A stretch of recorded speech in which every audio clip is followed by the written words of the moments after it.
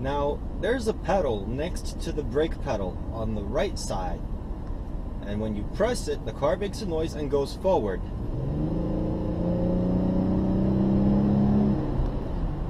But when you do that, a polar bear drowns. Knowing that, would you do it again?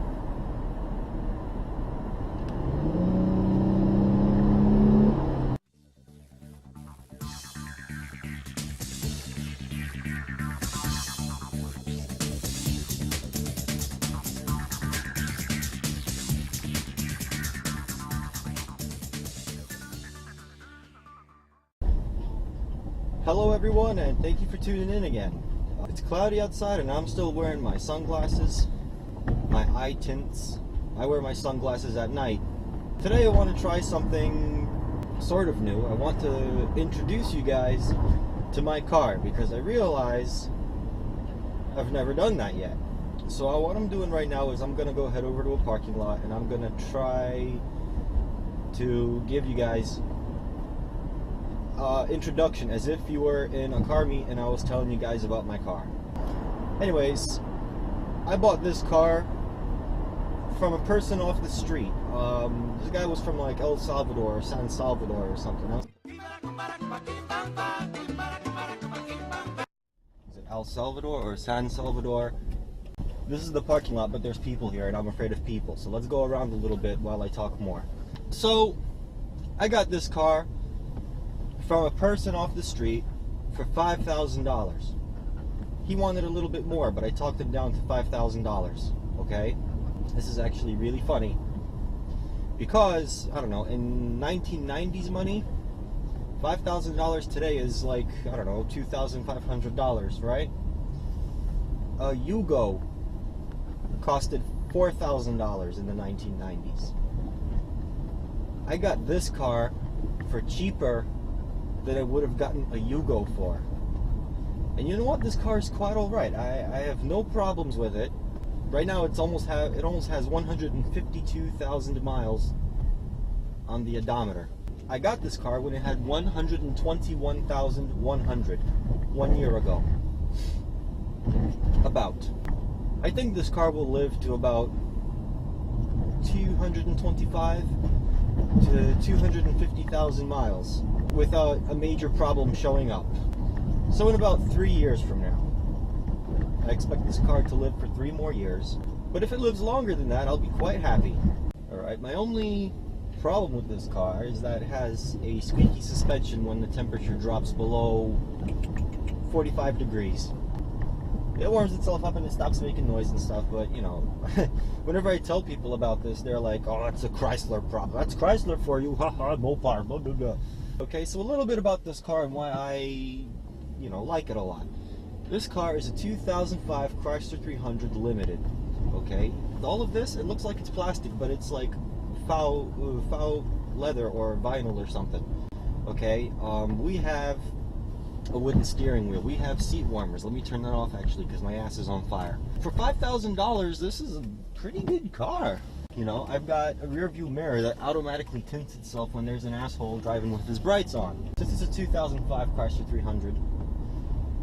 This is the first generation model type of its kind, okay? Chrysler 300s, the 300 name, they started making Chrysler 300s in about 1952, if I'm not mistaken, and they stopped making Chrysler 300s at 1979 or so, or 1969, 1979, I don't know, but it's one of those. They stopped making the 300 name until about 1999, and then they came out with an ugly piece of shit. And I don't know, I think they stopped right away, and after that they came out with the 300 again in 2005, and this is it. Now my father, he would always say, don't buy a first generation car because they don't know what problems they have with it yet. But my father would also say, remember to respect your father, respect me, remember where you came out of, boy, right out the head of my dick. My father's a good guy. He didn't actually say that. This is the first generation car of its kind, and I think they did a good job. I really like this car. Like, I'm in love with this car. The previous owner, I wish I had his contact information. I deleted all of it shortly after, but I wish I had his contact information. I would send him a text and I'd say, you know, I'm really grateful for this car. I really appreciate it. I'm taking good care of it. I love it. Thank you so much for this car. And if you're watching this YouTube video by chance, Mr. Previous Owner Guy, I really love this car, and you really, because, you know, at the time that I bought this car, I could barely afford one, but I needed one, and this was a godsend, okay? I have no complaints about this car. I just got so lucky, okay? Buying a used car is like playing the lottery. You either get something, you get really lucky and you buy something really good, or you buy something the previous owner just wanted to ditch, and it's a total piece of shit and you regret buying it for the rest of your life. I have a friend who bought a Chevy Tracker, and he paid like $6,500 or $6,800 for it or something, and he dumped like another $2,000 into maintenance, and he's dissatisfied with his car. He's already looking for a new car. Me, I dumped $5,000 into this thing. Hell, this thing is trooping. It's great. I'm not bored of it. I took a road trip to Wisconsin one time, did 1,100 miles straight, 20 hours of driving. That's how nice this car is, and I wasn't even tired. Now, a new car, I don't know, costs about $30,000, let's say. Would you guys agree with that? $30,000. And the average lifespan of today's car, if maintained properly, is 150,000 miles or 8 years. By that metric, if I bought a car for 5,000 miles, to get my money's worth, it should go 25,000 miles. And this has done that already, and it keeps going, and there's no sign of the end yet. What I like about this car versus other Chrysler 300s is that it has a wooden steering wheel. It has a lot of the fun options. Hell, it's got a 6-disc CD player that plays MP3s. It's got a tape player that works, okay? And with a 6-disc CD player, I could put six discs, not 6 dicks, 6 discs with like 130 music files each. There is no end of like the music that this thing can play, you know? I got an ashtray here. Look at that.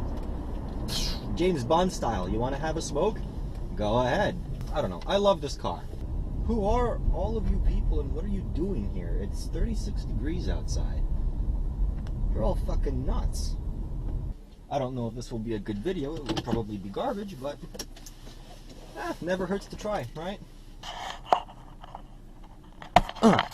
Okay.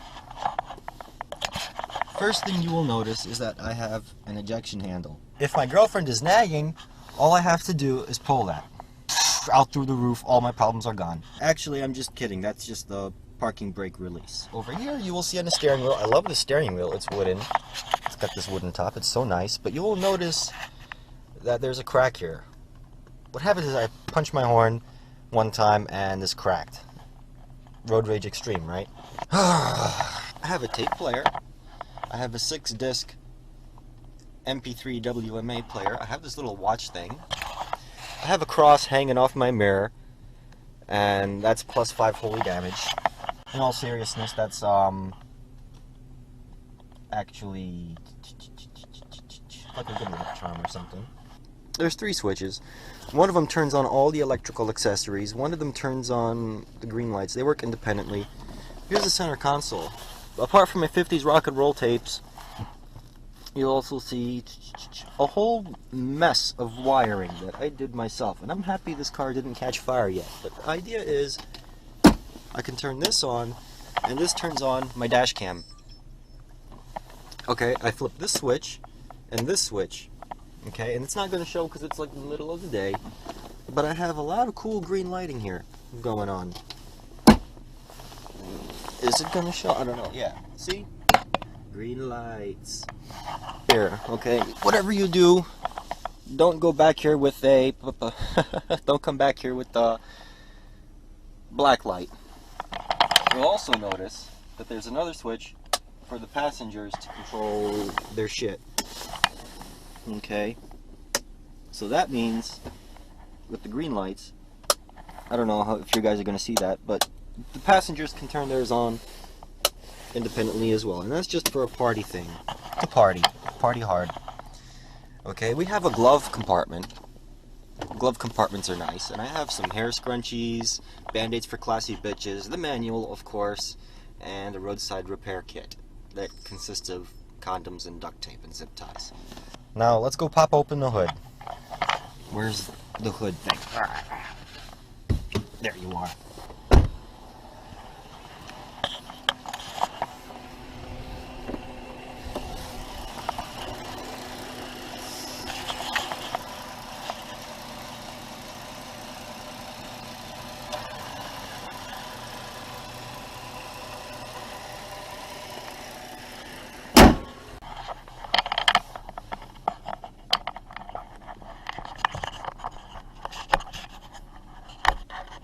Now, you'll all have noticed that I have a cold air intake on there. That's homemade.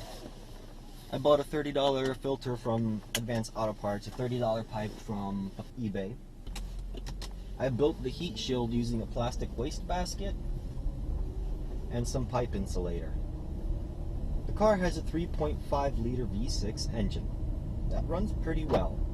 It puts out about 250 horsepower, and 0 to 60 is whatever the hell this car feels like doing.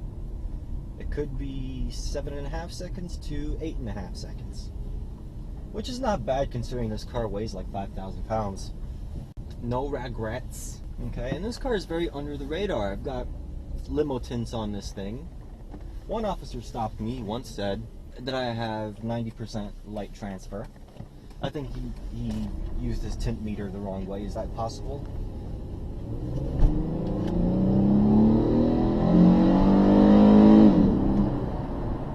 Two polar bears just died.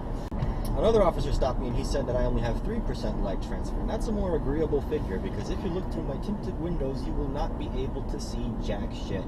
For me, this is an under-the-radar, stealthish type of car. You know, I sometimes frequent bad neighborhoods. I sometimes carry a lot of cash on me, so I don't want people to, you know, recognize me. On the other hand, the downside is that this is a cop magnet, okay? They see this thing rolling, and the first thought that runs through their mind is probably that this is like El Chapo or Pablo Escobar or the Zodiac Killer or some shit. You know, they see the tinted windows, they see the rims, they see the couple of dents and scratches and shit, and in cop mentality, that probably means drug dealer or person who has problems, and they go in for the kill. By that I mean they pull you over because probable cause, and as with probable cause stops, what happens is they just go in and they'll be like, you know, I stopped you for the plate cover or the window tints, but then they're just like, you know, have you been drinking? Have you been driving? Have you been smoking marijuana? Have you been smoking crack cocaine? Have you been smoking meth rocks? Did you snort meth rocks? Let me see your driver's license, proof of insurance, vehicle registration, let me get a sample of your ass hair, and let me see your birth certificate and social security. Stuff like that. So this car is a cop magnet. This car goes. I like it. It's leathery. Apart from the couple defects that come with an old car that lived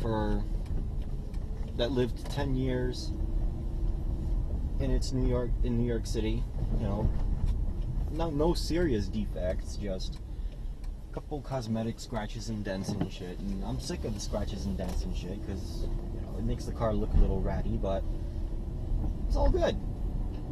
I dig it. Okay, so I don't know if there's going to be anything good from this video, but I just wanted to talk, introduce the car to you guys. Thank you so much for watching. If you liked it, I hope you'll subscribe. If you didn't like it, please leave me a comment so that I can know where I went wrong. And that's it, really. That's all I have in my mind.